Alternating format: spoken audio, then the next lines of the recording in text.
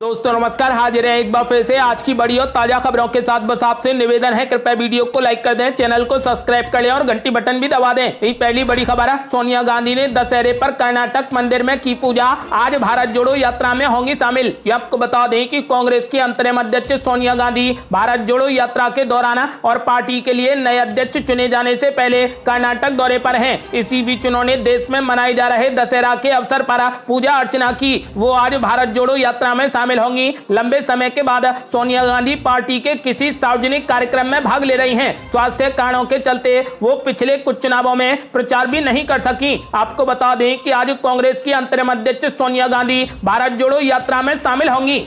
अगली बड़ी खबर, उद्धव ठाकरे को लगने वाला है बड़ा झटका। 2 सांसद और 5 विधायक सिंधे वाले धड़े में होंगे शामिल। ये आपको बता दें कि शिवसेना के लोकसभा सांसद कृपाल तुमाने ने दावा किया है कि उद्धव ठाकरे के नेतृत्व वाली शिवसेना के 2 सांसद और 5 विधायक मुख्यमंत्री एकनाथ शिंदे वाले धड़े में शामिल होंगे। शिंदे गुट के सांसद तुमाने ने एक न्यूज चैनल से कहा कि पार्टी में 2 सांसद मुंबई और मराठवाड़ा क्षेत्र में शामिल होंगे। रामटेक से सांसद तुमाने ने दावा किया है कि शिंदे गुट की विचारधारा को मानने वाले खुद फोन कर इसमें शामिल हो रहे हैं। आपको बता दें कि फिलहाल उद्धव ठाकरे को बड़ा झटका देते हुए 2 सांसद और 5 विधायक जल्द ही शिंदे वाले धड़े में शामिल होंगे। अगली बड़ी खबर, कांग्रेस पार्टी का बड़ा फैसला। पहले नया कांग्रेस अध्यक्ष बने, उसके बाद राजस्थान का सोचेगी पार्टी। आपको बता दें कि राजस्थान में मुख्यमंत्री अशोक गहलोत एक बार फिर से अपने अंदाज में अपनी पुरानी हैसियत बनाए रखने की कोशिश में लगे हैं। कांग्रेस महासचिव केसी वेणुगोपाल ने कह तो दिया था कि राज्य के मुख्यमंत्री का फैसला 1 से 2 दिन में हो जाएगा, लेकिन अशोक गहलोत की रणनीति ने पूर्व सांसद राहुल गांधी से लेकर कांग्रेस अध्यक्ष सोनिया गांधी को यह संकेत दे दिया है कि वही प्रदेश के लिए अगले चुनाव को देखते हुए बेहतर मुखिया हो सकते हैं। मुख्यमंत्री बनने की महत्वाकांक्षा पाले सचिन पायलट के खेमे के पास भी आला कमान की बात मानने के सिवा कोई चारा नहीं बचा है। दूसरी तरफ पार्टी अध्यक्ष के चुनाव की गहमा गहमी में फंसी कांग्रेस पार्टी राजस्थान का मामला फिलहाल कुछ समय तक और टालने और वहां यथास्थिति बनाए रखने के मूड में नजर आ रही है। सूचना है कि जयपुर पहुंचने के बाद से अशोक गहलोत न केवल अपनी छवि को मजबूती देने के अभियान में जुटे हैं, बल्कि अपनी मंशा को साकार रूप दे रहे हैं। अशोक गहलोत खेमे के एक मंत्री ने अशोक गहलोत के दिल्ली में होने के दौरान एक संवाददाता से फोन पर एक लाइन का मुहावरा इस्तेमाल किया था कि ना नौमन तेल होगा और ना राधा नाचेगी। सचिन पायलट से कह दीजिए कि वो मुख्यमंत्री बनने का सपना छोड़ दें। अगली बड़ी खबर, हो गया बड़ा खेल। नितिन गडकरी, बाबा रामदेव के बाद अब आरएसएस ने भी मानी राहुल गांधी की बात। आपको बता दें कि राहुल गांधी अपनी इस भारत जोड़ो यात्रा के दौरान बीजेपी सरकार के भ्रष्टाचार, महंगाई और बेरोजगारी जैसे मुद्दे खूब उठा रहे हैं। राहुल गांधी की भारत जोड़ो यात्रा की बहुत से लोग तारीफ भी कर रहे हैं। सबकी नजरें उन पर हैं और कांग्रेस के लिए इससे अच्छी बात क्या हो सकती है कि बीजेपी लगातार इस यात्रा को लेकर बात कर रही है। प्रधानमंत्री नरेंद्र मोदी के समर्थन में हमेशा खड़े दिखाई देने वाले बाबा रामदेव जैसे लोग भी राहुल गांधी और भारत जोड़ो यात्रा की तारीफ कर चुके हैं। कांग्रेस का कहना है कि भारत जोड़ो यात्रा का असर भी देखने को मिल रहा है, जिस कारण बाबा रामदेव, आरएसएस के सर कार्यवाहक दत्तात्रेय होसबोले और नितिन गडकरी जैसे लोगों के भी बयान बदलने लगे हैं। अगली बड़ी खबर, नीतीश कुमार को लगा जोर का झटका। केसीआर ने बनाई भारत राष्ट्र समिति। हैदराबाद में देश का नेता केसीआर के लगे नारे। ये आपको बता दें कि बिहार के मुख्यमंत्री नीतीश कुमार को जबरदस्त झटका लगा है। दरअसल तेलंगाना के मुख्यमंत्री के चंद्रशेखर राव यानी केसीआर ने विजयादशमी के अवसर पर अपनी पार्टी तेलंगाना राष्ट्र समिति का नाम बदलकर भारत राष्ट्र समिति कर दिया है। केसीआर के इस कदम से कार्यकर्ताओं में खुशी की लहर है और सभी ने मुख्यमंत्री के इस फैसले का स्वागत किया है। केसीआर का ये कदम टीआरएस के राष्ट्रीय राजनीति में कदम रखने और भाजपा से प्रभावी तरीके से निपटने के लिए पार्टी के प्रयासों का हिस्सा माना जा रहा है। पार्टी सूत्रों ने बताया कि पार्टी की आम सभा की बैठक में इस आशय का प्रस्ताव पारित किया गया। पार्टी अध्यक्ष और मुख्यमंत्री के चंद्रशेखर राव ने प्रस्ताव पढ़ा और घोषणा की कि पार्टी की आम सभा की बैठक में सर्वसम्मति से टीआरएस का नाम बदलने का संकल्प लिया गया है। आपको बता दें कि टीआरएस का नाम अब बीआरएस होगा। केसीआर के इस फैसले से मुख्यमंत्री नीतीश कुमार को तगड़ा झटका लगा है, क्योंकि वे सभी विपक्षी पार्टियों को एक मंच पर लाना चाहते थे, लेकिन केसीआर की महत्वाकांक्षा ने उनकी उम्मीदों पर पानी फेर दिया है। इतना ही नहीं, केसीआर के समर्थकों ने हैदराबाद की सड़कों पर देश का नेता केसीआर के नारे भी लगाए, जिससे साफ लग रहा है कि वे मुख्यमंत्री नीतीश कुमार का साथ देने के मूड में नहीं है। पोस्टर के जरिए केसीआर को राष्ट्रीय नेता के रूप में बताने की कोशिश की गई है। पार्टी का नाम बदलने के बाद अब राज्य सरकार की कल्याणकारी योजनाओं का देश भर में प्रचार किया जाएगा। अगली बड़ी खबर, शिवसेना की दशहरा रैली से उद्धव ठाकरे ने मुख्यमंत्री एकनाथ शिंदे पर बोला जबरदस्त हमला, कहा कटप्पा को शिवसैनिक माफ नहीं करेंगे। ये आपको बता दें कि दशहरा के त्योहार पर शिवसेना के दोनों गुटों ने अलग अलग रैलियों का आयोजन किया। पूर्व मुख्यमंत्री उद्धव ठाकरे के नेतृत्व वाले गुट ने शिवाजी पार्क में दशहरा रैली की, तो महाराष्ट्र के मुख्यमंत्री एकनाथ शिंदे के नेतृत्व वाले गुट की रैली बॉम्बे कुर्ला कॉम्प्लेक्स यानी बीकेसी में हुई। दोनों ही रैलियों में मंच पर एक कुर्सी बाला साहेब ठाकरे को सम्मान देने के रूप में खाली रखी गई। शिवाजी पार्क में दशहरा रैली को संबोधित करते हुए उद्धव ठाकरे ने दूसरे पक्ष पर जमकर निशाना साधा। उद्धव ठाकरे ने इशारों ही इशारों में एकनाथ शिंदे पर तंज कसते हुए कहा कि कटप्पा को शिवसैनिक माफ नहीं करेंगे। उन्होंने कहा कि बीजेपी के साथ में 2.5 साल का मुख्यमंत्री तय किया गया था। मैं ये बात बाला साहेब ठाकरे और अपनी मां की शपथ लेकर कह रहा हूं। उद्धव ठाकरे ने मुख्यमंत्री एकनाथ शिंदे के खेमे पर निशाना साधते हुए कहा कि वे विद्रोही हैं और उनकी इस पहचान को मिटाया नहीं जा सकता।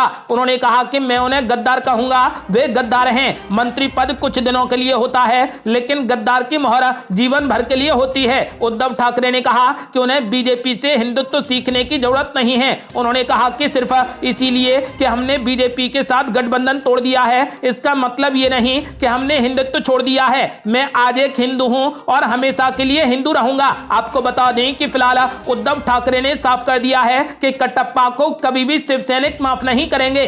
अगली बड़ी खबर, दशहरा रैली में महाराष्ट्र के मुख्यमंत्री एकनाथ शिंदे ने भरी हुंकार, बोले शिवसेना न उद्धव ठाकरे की न शिंदे की, हमने जो किया वो गद्दारी नहीं गदर है। ये आपको बता दें कि महाराष्ट्र के बीकेसी ग्राउंड में दशहरा रैली में महाराष्ट्र के मुख्यमंत्री एकनाथ शिंदे ने छत्रपति शिवाजी महाराज की जय के साथ अपना भाषण शुरू किया। एकनाथ शिंदे ने इस दौरान जय भवानी और बाला साहेब ठाकरे के जयकारे लगाए। उन्होंने कहा कि शिवसेना संस्थापक के विचारों से प्रेरित यहाँ मौजूद कट्टर शिवसैनिकों का विनम्र अभिवादन करता हूं। एकनाथ शिंदे माइक से दूर हटकर झुके और मैदान में मौजूद जनता को प्रणाम किया। इस दौरान उन्होंने कहा कि गर्व से कहो हम हिंदू हैं। एकनाथ शिंदे ने कहा कि आपको न्यायालय में जाकर शिवाजी पार्क तो मिल गया, लेकिन असली शिवसेना के वारिस हम हैं। एकनाथ शिंदे ने कहा कि मैंने पहले भी कहा कि मैं राज्य का मुख्यमंत्री हूं। मैदान देने के मामले में मेरा कोई भी हस्तक्षेप नहीं है। हमने पहले आवेदन किया था, मैदान हमें मिल सकता था, लेकिन कानून व्यवस्था बनाने का मेरा काम था। एकनाथ शिंदे ने कहा कि मैदान हमें भले न मिला,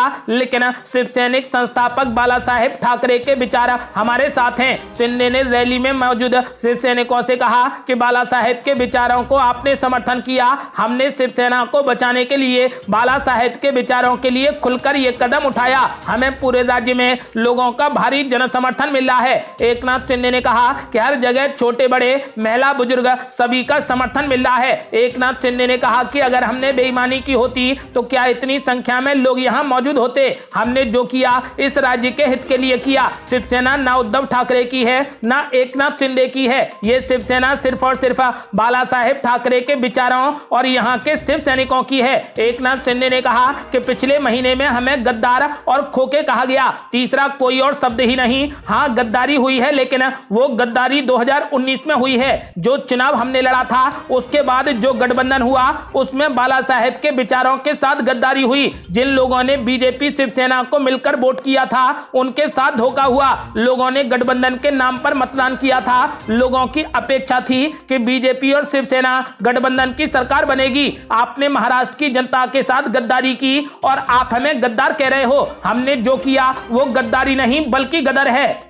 अगली बड़ी खबर, दशहरे के मौके पर पीएम नरेंद्र मोदी ने फूंका चुनावी बिगुल, बोले ये भविष्य की जीत की शुरुआत। ये आपको बता दें कि प्रधानमंत्री नरेंद्र मोदी ने हिमाचल प्रदेश में बुधवार को चुनावी बिगुल फूंकते हुए कहा कि पिछली सरकारें परियोजनाओं की नींव रखती थी और चुनाव के बाद उन्हें पूरा करना भूल जाती थी। इसके साथ ही प्रधानमंत्री दशहरा रथ यात्रा में भी शामिल हुए। इस दौरान उन्होंने कहा कि कुल्लू में ये मेरा सौभाग्य है कि मुझे ऐतिहासिक कुल्लू दशहरे का हिस्सा बनने का अवसर मिला। वहीं राज्य के मुख्यमंत्री जयराम ठाकुर ने बिलासपुर में आयोजित एक रैली में प्रधानमंत्री को एक पारंपरिक वाद्य यंत्र रणसिंदा भेंट किया। पीएम मोदी ने इसे फूंक कर रणबेदी बजाई और बाद में कहा कि यह भविष्य की प्रत्येक जीत की शुरुआत का प्रतीक है। प्रधानमंत्री ने इस दौरान कहा कि भारतीय जनता पार्टी सरकार न केवल शिलान्यास करती है बल्कि विकास परियोजनाओं का उद्घाटन भी करती है। पीएम नरेंद्र मोदी बिलासपुर में अखिल भारतीय आयुर्विज्ञान संस्थान यानी एम्स और हाइड्रो इंजीनियरिंग कॉलेज का उद्घाटन उद्घाटन करने के बाद लुहनू मैदान में एक रैली को संबोधित कर रहे थे। इन संस्थानों की आधारशिला प्रधानमंत्री मोदी ने ही 2017 में रखी थी। प्रदेश में अगले 2 महीने के बाद विधानसभा चुनाव होने की संभावना है। हिमाचल प्रदेश में बीजेपी सरकार को इस साल के अंत से पहले विधानसभा चुनाव के बाद सत्ता में वापसी की पूरी उम्मीद है। अगली बड़ी खबर, प्रशांत किशोर ने नीतीश कुमार पर बोला जबरदस्त हमला, कहा मेरे लिए मुख्यमंत्री की कुर्सी भी छोड़ दें नीतीश कुमार तो भी मैं उनके साथ काम नहीं करूंगा। ये आपको बता दें कि चुनावी रणनीतिकार से नेता बने प्रशांत किशोर ने बिहार के मुख्यमंत्री नीतीश कुमार के खिलाफ अपना हमला जारी रखते हुए बड़ा दावा किया है। प्रशांत किशोर ने कहा कि वो जेडीयू चीफ नीतीश कुमार के लिए काम नहीं करेंगे, भले ही वो उनके लिए मुख्यमंत्री की कुर्सी ही क्यों ना खाली कर दें। प्रशांत किशोर ने दावा किया है कि उन्होंने नीतीश कुमार के जनता दल यूनाइटेड का नेतृत्व करने के हालिया अनुरोध को ठुकरा दिया है। अपनी 3500 किलोमीटर लंबी जन स्वराज पदयात्रा के दौरान पश्चिम चंपारण जिले के जमुनिया गांव में एक सभा को संबोधित करते हुए प्रशांत किशोर ने कहा कि जब मैं कुछ दिन पहले नीतीश कुमार से मिला तो उन्होंने मुझसे फिर से जेडीयू में शामिल होने और साथ काम करने के लिए कहा। प्रशांत किशोर ने बताया कि नीतीश कुमार ने कहा कि आप मेरे राजनीतिक उत्तराधिकारी हैं, लेकिन उन्होंने मना कर दिया और उनसे साफ कर दिया है कि यदि आप मेरे लिए मुख्यमंत्री की कुर्सी भी छोड़ देंगे तब भी मैं आपके साथ काम नहीं करूंगा। प्रशांत किशोर को नीतीश कुमार ने साल 2018 में जदयू में शामिल किया था। वो कुछ ही हफ्तों में राष्ट्रीय उपाध्यक्ष के पद पर पहुंच गए। हालांकि नागरिकता संशोधन अधिनियम और नागरिकों के राष्ट्रीय रजिस्टर को लेकर नीतीश कुमार के साथ तकरार के कारण कुछ साल से भी कम समय में उन्हें पार्टी से निष्कासित कर दिया गया था। अगली बड़ी खबर, आरएसएस प्रमुख मोहन भागवत ने पूरे देश में जनसंख्या नियंत्रण कानून लागू करने की मांग। आपको बता दें कि राष्ट्रीय स्वयंसेवक संघ के सर संघचालक मोहन भागवत ने बुधवार को कहा कि जनसंख्या को लेकर भारत में एक समग्र नीति बननी चाहिए जो सब पर एक समान रूप से लागू हो और किसी को भी इससे छूट न मिले। राष्ट्रीय स्वयंसेवक संघ के नागपुर स्थित मुख्यालय में विजयादशमी उत्सव पर आयोजित कार्यक्रम को संबोधित करते हुए सर संघचालक ने कहा कि जनसंख्या नियंत्रण के साथ पंथ आधारित जनसंख्या संतुलन भी महत्व का विषय है जिसकी अनदेखी नहीं की जा सकती। उन्होंने कहा कि जनसंख्या असंतुलन भौगोलिक सीमाओं में बदलाव का कारण बनती है। ऐसे में नई जनसंख्या नीति सब पर समान रूप से लागू हो और किसी को भी इसमें छूट नहीं मिलनी चाहिए। अगली बड़ी खबर, गृह मंत्री अमित शाह ने बारामूला रैली में अजान सुनते ही बीच में रोक दिया अपना भाषण। ये आपको बता दें कि केंद्रीय गृह मंत्री अमित शाह 3 दिवसीय जम्मू कश्मीर के दौरे पर हैं। बुधवार को अमित शाह ने उत्तरी कश्मीर के बारामूला में एक जनसभा को संबोधित किया। रैली के दौरान पास की मस्जिद में अजान होने पर अमित शाह ने अपना भाषण कुछ देर के लिए रोक दिया। अजान खत्म होने के बाद अमित शाह ने अपना भाषण फिर से शुरू किया। दरअसल उत्तरी कश्मीर के बारामूला जिले के शौकत अली स्टेडियम में भाषण शुरू करने के 5 मिनट बाद अमित शाह ने मंच पर खड़े लोगों से पूछा कि क्या मस्जिद में अजान हो रही है। जब मंच पर किसी ने उन्हें बताया कि हां अजान हो रही है तो अमित शाह ने अपना भाषण बीच में रोक दिया। इस पर लोगों ने तालियां बजाई और उनके समर्थन में जमकर नारे लगाए। केंद्रीय गृह मंत्री अमित शाह ने जनसभा को संबोधित करते हुए कहा कि पहले ये आतंकी हॉटस्पॉट था, अब ये टूरिज्म हॉटस्पॉट बन गया है। जम्मू कश्मीर में बढ़ते पर्यटन ने यहाँ कई युवाओं को रोजगार भी दिया है। घाटी में चुनाव को लेकर उन्होंने कहा कि मतदाता सूची तैयार करने का काम पूरा होते ही जम्मू कश्मीर में पूरी पारदर्शिता के साथ में चुनाव होंगे। अगली बड़ी खबर, महागठबंधन में दरार की अटकलों के बीच छोटे सहयोगी दलों ने की समन्वय समिति की मांग। ये आपको बता दें कि बिहार में आरजेडी और जेडीयू में दरार की अटकलों के बीच महागठबंधन में शामिल छोटे घटक दलों ने जल्द ही समन्वय समिति गठित करने की मांग की है। 2 महीने से भी कम पुराने गठबंधन में हाल ही में आरजेडी और जेडीयू में कथित दरार तब आ गई जब आरजेडी के बिहार अध्यक्ष जगदानंद सिंह ने कहा कि उप मुख्यमंत्री तेजस्वी यादव को 2023 में मुख्यमंत्री बना देना चाहिए। जगदानंद के बयान पर तेजस्वी यादव को सामने आकर कहना पड़ा कि आगे से गठबंधन या फिर मुख्यमंत्री को लेकर कोई भी बयान देने के लिए सिर्फ वही अधिकृत होंगे। वहीं हाल ही में मुख्यमंत्री नीतीश कुमार से मनमुटाव की खबर के बीच जगदानंद के बेटे सुधाकर सिंह को भी कृषि मंत्री के पद से इस्तीफा देना पड़ा है। आपको बता दें कि फिलहाल बिहार में आरजेडी और जेडीयू में दरार की अटकलों के बीच महागठबंधन में शामिल सभी छोटे घटक दलों ने जल्द ही समन्वय समिति गठित करने की मांग कर दी है। अगली बड़ी खबर, कांग्रेस अध्यक्ष पद के उम्मीदवार शशि थरूर अब चेन्नई में करेंगे प्रचार, नामांकन वापस लेने से किया साफ इनकार। ये आपको बता दें कि कांग्रेस अध्यक्ष पद के उम्मीदवार शशि थरूर इन दिनों अपने चुनाव कैंपेन में व्यस्त हैं। नागपुर से चुनाव प्रचार की शुरुआत करने वाले शशि थरूर अब चेन्नई में प्रचार करते नजर आएंगे। वो 6 अक्टूबर को चेन्नई जाएंगे, इस बात की जानकारी उनके कार्यालय से दी गई। आपको बता दें कि शशि थरूर G23 में शामिल रहे हैं। उन्होंने नामांकन पत्रों के 5 सेट दाखिल किए। वहीं मल्लिकार्जुन खड़गे ने कांग्रेस के केंद्रीय चुनाव प्राधिकरण के अध्यक्ष मधुसूदन मिस्त्री के समक्ष नामांकन पत्र का 1 सेट दाखिल किया। कांग्रेस अध्यक्ष पद की दौड़ में खड़गे पसंदीदा उम्मीदवार माने जा रहे हैं और यहां AICC मुख्यालय में उनके नामांकन पत्र दाखिल करते समय पार्टी के अनेक नेता साथ थे। G23 के कई नेता खड़गे का समर्थन कर रहे हैं और कई सांसदों ने भी खड़गे के कागजात पर हस्ताक्षर किए। वहीं शशि थरूर के समर्थकों में कांति चिदंबरम, मोहम्मद जावेद और प्रदुत्त बोरदोलोई आदि कुछ नेता रहे हैं। आपको बता दें कि फिलहाल अध्यक्ष पद का चुनाव अब काफी टक्कर का हो गया है। आपका क्या मानना है, मल्लिकार्जुन खड़गे या फिर शशि थरूर, दोनों में से कौन अध्यक्ष बनेगा? अपनी राय हमें वीडियो लाइक कर कमेंट बॉक्स में जरूर दें।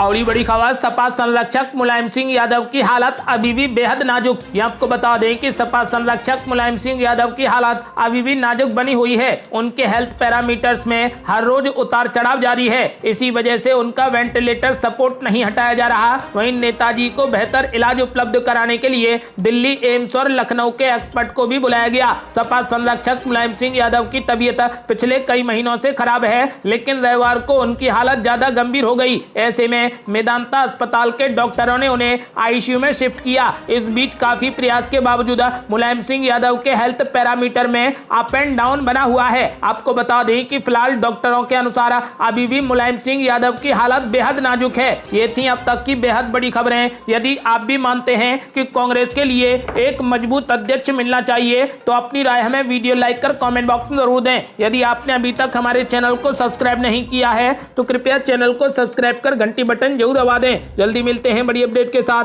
तब तक के लिए जय हिंद, जय भारत।